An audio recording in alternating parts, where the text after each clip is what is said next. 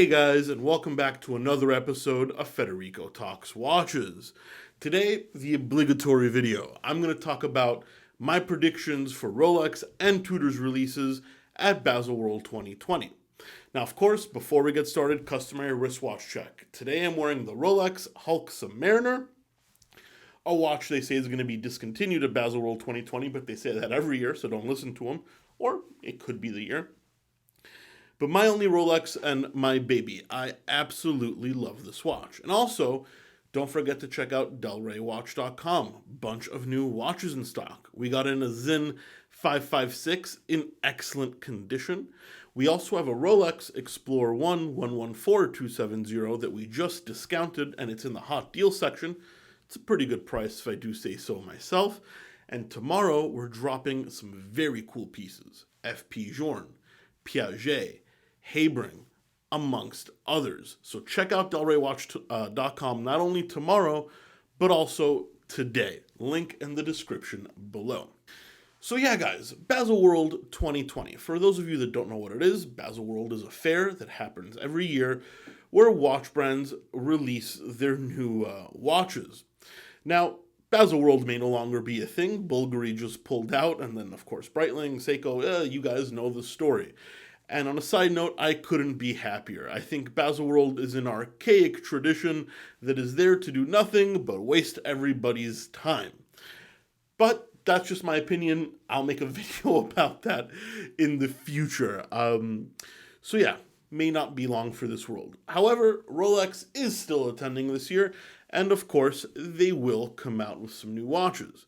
Now, I will preface this by saying these are predictions. I have no external information, and also been in the industry for 10 years. Anybody that does tell you they have external information is full of crap.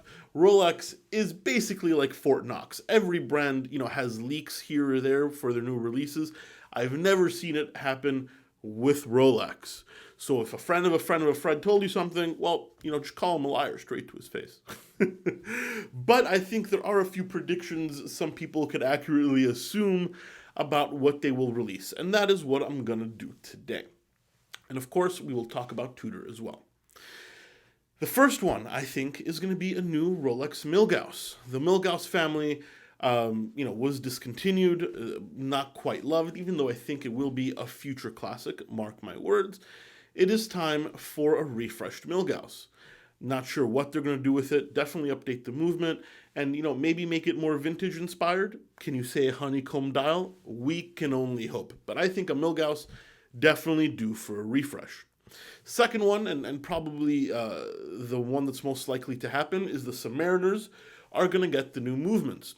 Now, the new movements have already been put in a bunch of their watches, the HS2s, I believe the Presidents, GMT Masters, and, Rolex makes these changes in increments.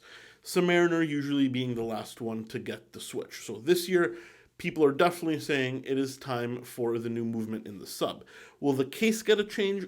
I'm not entirely sure. It very well might, but also, if it ain't broke, don't fix it. So that one, no one can really say. Third is one that I also think is a pretty safe bet, and that is Rolex updating the two-tone Daytona, the least loved Daytona. I mean, it's even easier to get a gold one than a two-tone nowadays, but updating the two-tone Daytona to a ceramic bezel. Yes, the two-tone, I'm not a hater of it. I actually quite like it, but it is an old-fashioned look. The ceramic bezel does two things. One, makes it more modern, brings it closer in line with the stainless steel and the rose gold, makes it fit into their collection a little bit better, and of course, probably cheaper to produce because Rolex is going to replace the gold bezel with ceramic. So, two birds with one stone for Rolex. They save money and they get to charge you more because it's a new release. And then fourth, and this one is the Hail Mary, the one that's least likely going to happen, but if it does, once again, mark my words, I will buy one, and that is people are saying they will make a solid yellow gold Hulk Submariner. Green bezel, green dial. There's renderings all over the internet, and boy, does this thing look sexy. I would add one to my collection in a heartbeat, even though probably going to be in the $35,000 range. I don't care. I will make it happen somehow. I'll go donate plasma if I have to. But let's move on to Tudor. Now, of course, Tudor, Rolex's little brother, owned by Rolex, a more experimental company, a company that is a little bit more open. Usually, Baselworld, they do some crazy new releases, which is why it's hard to predict Tudor, right?